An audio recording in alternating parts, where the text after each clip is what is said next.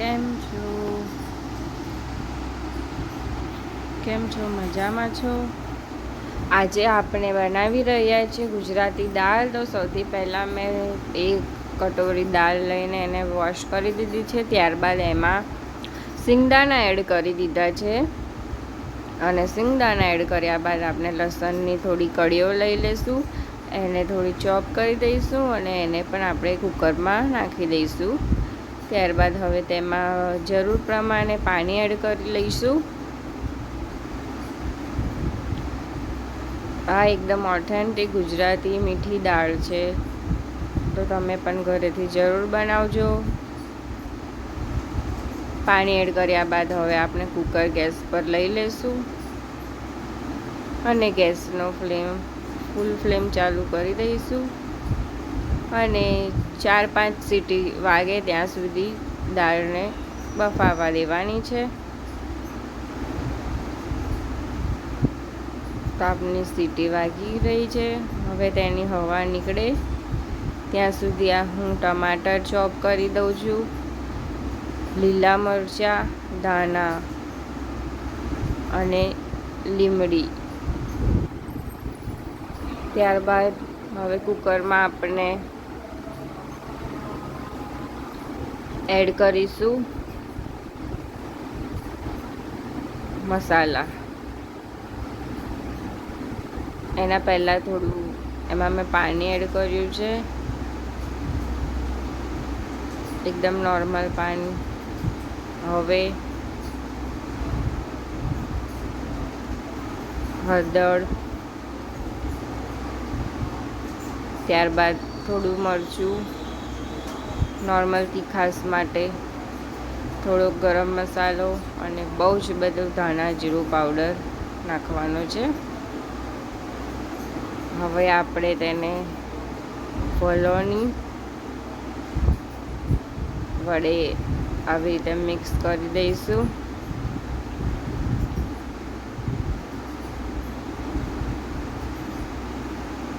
મીઠું આમાં નાખવાની જરૂર નથી. આપણે મીઠું દાળનો વઘાર કર્યા બાદ એડ કરીશું. હવે મેં એમાં પાણી એડ કર્યું છે, જેથી દાળ થોડી પતલી થઈ જાય. હવે કઢાઈ લઈને એને થોડી વાર ગરમ થવા દઈશું અને ત્યારબાદ તેમાં આપણે રાઈ એડ કરીશું.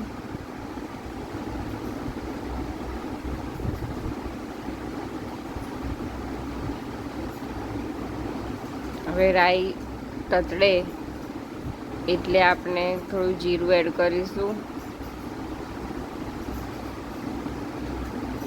અને જીરું પણ ગરમ થઈ જાય એટલે આપણે ઓઇલ એડ કરીશું. તેલ, ઘીમાં પણ વઘાર કરી શકાય છે. તમે જે ખાતા હોય એ એડ કરી શકો છો.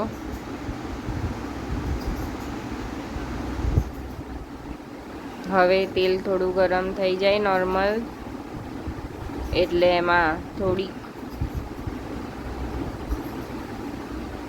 હિંગ, એના પહેલાં આ સૂકું મરચું એડ કર્યું છે. હવે હિંગ પણ એડ કરી દઈશું.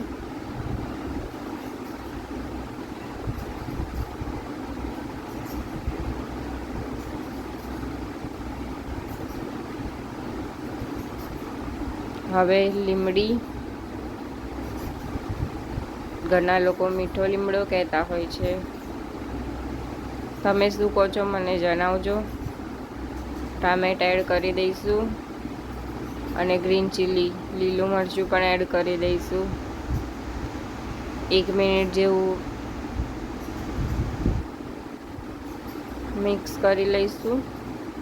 ત્યારબાદ હવે આપણે એમાં આપણી બાફેલી દાળ છે એડ કરી દઈશું.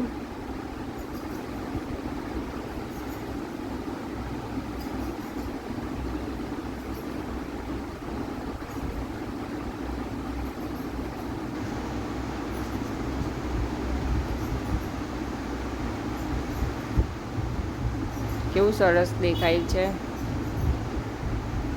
ખાવાનું મને જ થઈ જાય જોઈને જ. કોની કોની દાળ ફેવરેટ છે મને કોમેન્ટમાં જણાવજો. હવે ટેસ્ટ એકોર્ડિંગ મીઠું એડ કરીશું.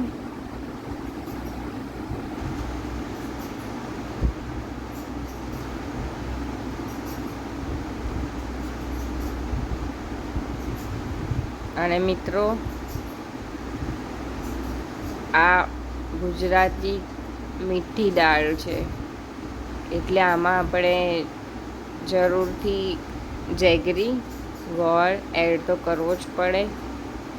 તો હવે હું એમાં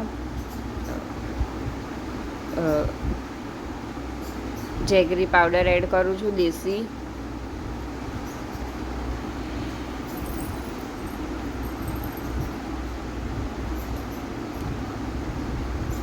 તેનાથી ટેસ્ટ ખૂબ જ સરસ આવે છે. હવે એને મિક્સ કરી લઈશું. ત્યારબાદ હવે એને આપણે ઢાંકી દઈશું અને દાળને થોડી ઉકળવા દેવાની છે.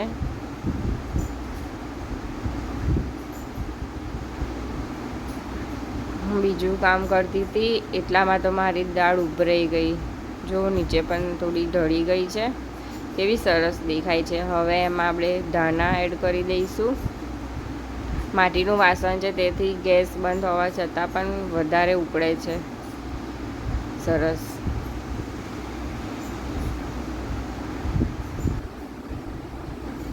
હવે આપણી દાળ રેડી થઈ ગઈ છે, તો આપણે એની પ્લેટિંગ કરીએ. તો સરસ મજાનો ગરમ ગરમ ભાત લેવાનો છે.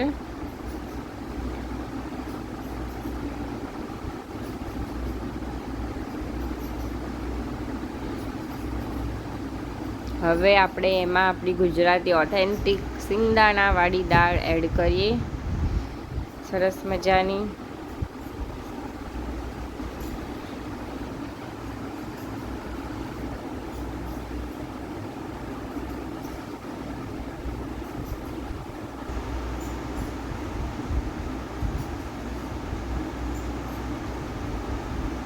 જોઈ લો કેવી સરસ દેખાય છે દાળ. કોના કોના દાળ ભાત ફેવરેટ છે? જો ફેવરેટ હોય તો તમે ઘરે જરૂર બનાવજો.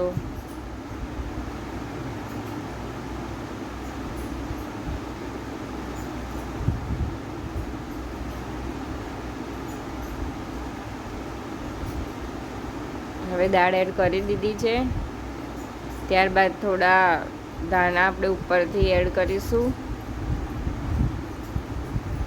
હવે દાળ ભાત હોય તો ઓબ્વિયસલી પાપડ તો જોઈએ જ.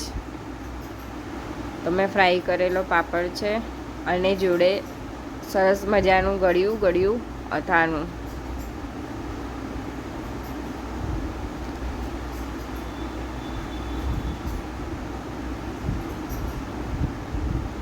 જ્યારે મારા 1 લાઈક કમ્પ્લીટ થશે ત્યારે હું તમને ગળ્યું અથાણાની રેસિપી આપીશ મિત્રો. તો જલ્દી ફટાફટ 1 લાઈક કમ્પ્લીટ કરી આપજો. તો મારી રેસિપી સારી લાગી હોય તો પ્લીઝ કોમેન્ટ, શેર અને સબસ્ક્રાઈબ કરવાનું તો બિલકુલ ભૂલતા નહીં. ફરી મળીશું નવી રેસિપી સાથે. બાય.